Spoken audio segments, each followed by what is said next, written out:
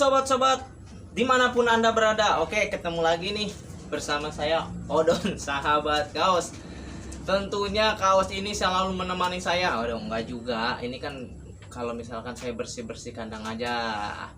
Oke, pertama-tama saya ucapkan assalamualaikum warahmatullahi wabarakatuh.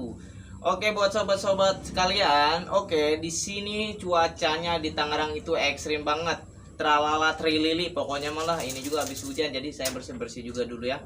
Oke, pembahasan pada sore hari ini ya, kita masih membahas tentang inilah ibaratnya kelinci yang baru-baru melahirkan aja. Banyak sekali problem tentang kelinci yang baru melahirkan kok bisa mati.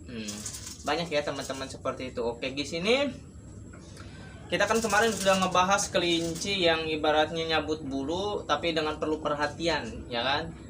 Nah, ini kita kesebaliknya lagi nih. Kadang-kadang gini ya, sobat-sobat, karakter kelinci itu kan berbeda-beda. Tentunya juga sama seperti manusia ya. Karakternya itu susah ditebak. Kelinci itu adalah hewan yang sangat-sangat sensitif, rentan, dan sangat-sangat pengen diperhatikan. Menurut saya pribadi loh. Nggak tahu kalau menurut kalian. Karena hewan ini mungkin sekilas itu mempunyai seperti telepati, seperti ibaratnya chemistry kali ya, antara cewek dan cowok kali. Oke, sobat-sobat sekalian, di sini saya akan membahas tentang yaitu kelinci yang baru melahirkan ataupun cindil-cindil yang baru brojol. Nah, di sini saya akan menjelaskan kembali tentang kelinci yang brojol tapi telat mencabut bulu. Bener ya? Kalian ada nggak sih problem-problem yang sering kalian temukan setelah kelinci kalian melahirkan, yaitu tahap pertama itu ngebrojol, terus ujung-ujungnya si kelincinya itu nggak nyabut bulu. Nah, kalian masukkan ke kotak tiba-tiba mati, bener nggak? Nah, sobat, di sini ada beberapa faktor yang membuat kelinci seperti itu. Faktor pertama itu telat sadar. Nah, yang kedua itu ibaratnya dia itu karakternya nyabut bulu, ngelahirkan dulu baru mempersiapkan sarangnya, ataupun kata burung mah itu angkutan ya. Angkutan itu kalau buat tupai itu cari-cari ranting lah buat dibawa ke sarang dia ya. Nah, kalau misalkan seperti itu sobat, kalian menemukan hal-hal seperti itu, waspada ya, jadi bisa mengakibatkan ke kelinci kalian mati.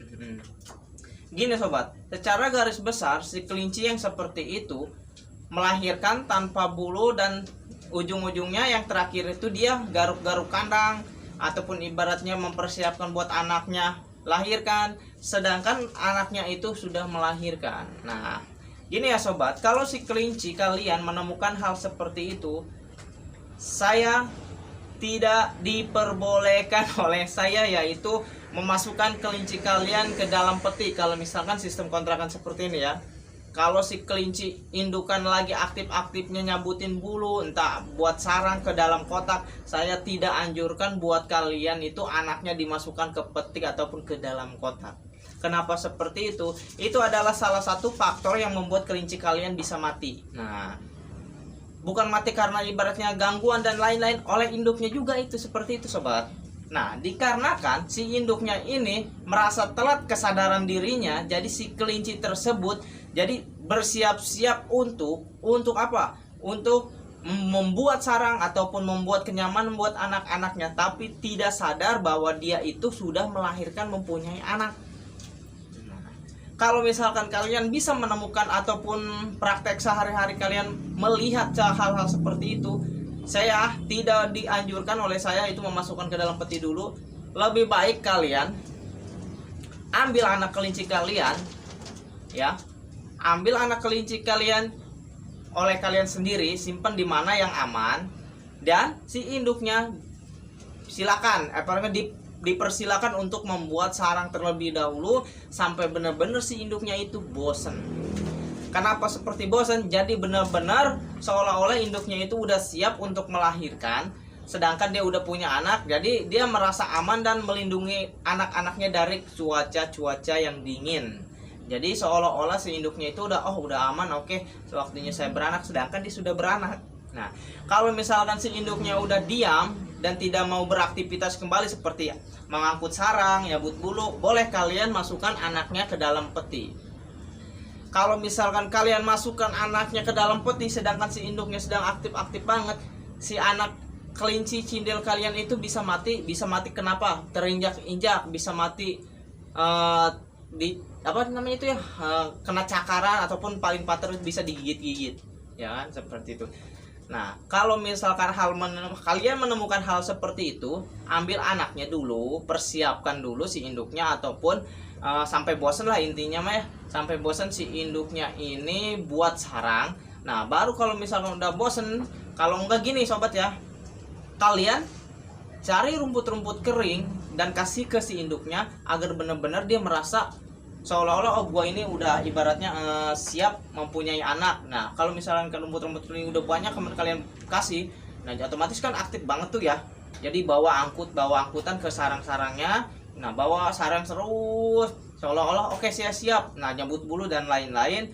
Nah, kalau misalkan si induknya udah seperti itu, nah boleh masukkan kalian anaknya ataupun cindilnya, ya kan? Dan kan itu kan adalah apa namanya ya, hal-hal yang paling kita tunggu-tunggu ya selama 1 bulan kita ngawinin kelinci.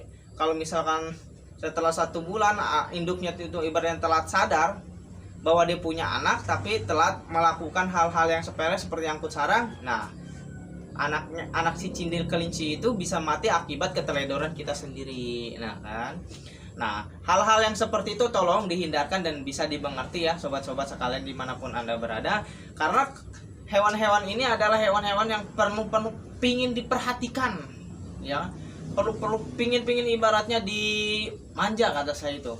Kadang-kadang telepati kita itu erat banget ya. Kalian pasti pernah merasakan kalau misalkan kelinci kalian punya masalah sesuatu, banyak pikiran ke kelinci kalian juga bisa karena seperti itu. Kadang-kadang mereka kurang nafsu makan, daya cerianya hilang, ya kan? Nah, oke sobat, mudah-mudahan video ini buat kalian itu mudah dipahami dan mudah dimengerti. Walaupun misalkan sangat simpel dan sangat sederhana, mudah-mudahan video ini bisa berguna buat kalian.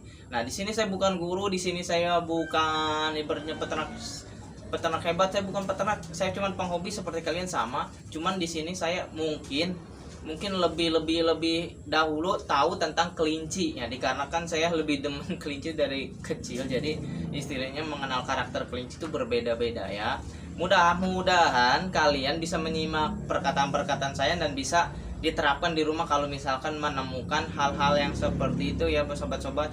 Oke, terima kasih buat para teman-teman dimanapun anda berada, yaitu salam penghobi dan lain-lain.